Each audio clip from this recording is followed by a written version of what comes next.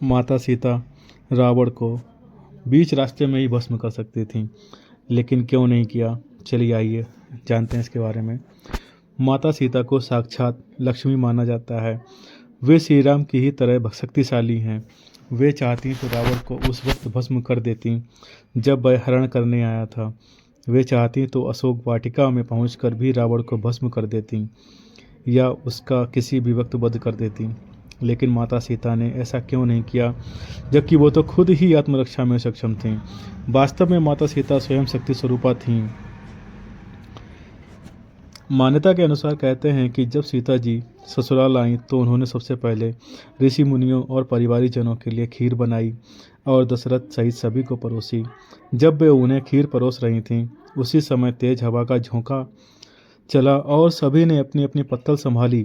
लेकिन उस दौरान राजा दशरथ की खीर में एक छोटा सा घास का तिनका आकर गिर गया।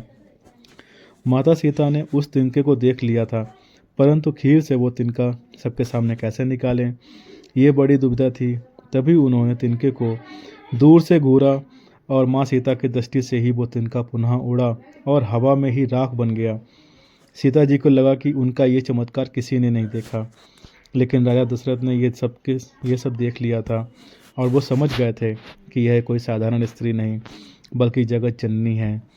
उनके इस चमत्कार को देखकर वे भी डर गए थे।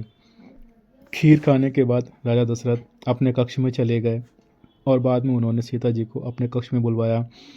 वहाँ उन्होंने माता सीता से कहा कि आपका वह चमत्कार मैंने देख लिया और सब मैं समझ गया हूँ कि आप कौन हैं।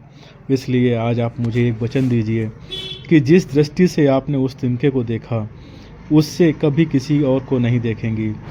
इस बात को सुनकर माता सीता ने दशरथ जी को वचन दिया कि मैं कभी किसी को इस दृष्टि से नहीं देखूंगी। जब रावण ने उनका हरण किया था तो वो स्वयं ही उसे भस्म कर सकती थीं, परंतु वो राजा दशरथ को दिए वचन से बंधी हुई थीं। इसलिए जब रावण उनके करीब आने का प्रयास करता था या उन्हें धमकाता था तो वो उसे कुछ नहीं करती, बस हाथ में तिनका उठाकर घूरने लगती और उसके प्रति अपने क्रोध को नियंत्रित करती थीं। तो इसी कारण वे चाहती तो अपनी आत्मरक्षा के लिए रावण को जिस समय वो उन्हें हरण करने आया था उसी समय भस्म कर सकती थीं, लेकिन राजा दशरथ को दिए हुए वचन में वो बंधी हुई थीं, इसीलिए उन्होंने ऐसा कोई भी कदम नहीं उठाया। जय श्री राम।